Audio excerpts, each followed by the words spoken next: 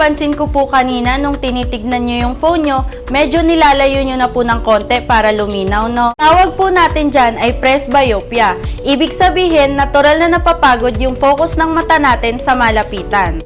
Pero ngayon, ang pinakamagandang irerekomenda ko po sa inyo ay Essilor Progressive Lens.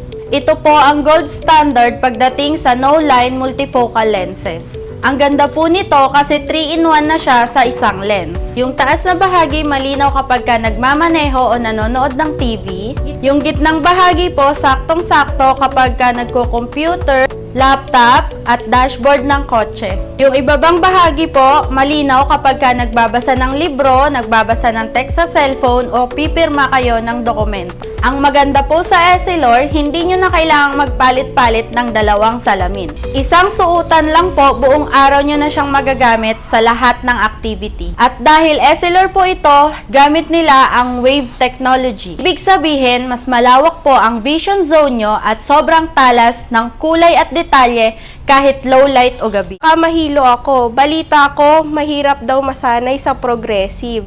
Normal po na may adjustment period na 1 to 2 weeks kasi tinuturuan natin ang utak natin kung saan ito titingin. Pero ang maganda sa bagong design ng Essilor, mas mabilis po ang adaptation rate nito.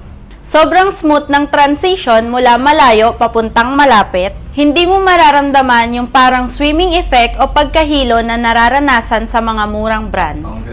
Bakit medyo may kamahalan kumpara sa iba?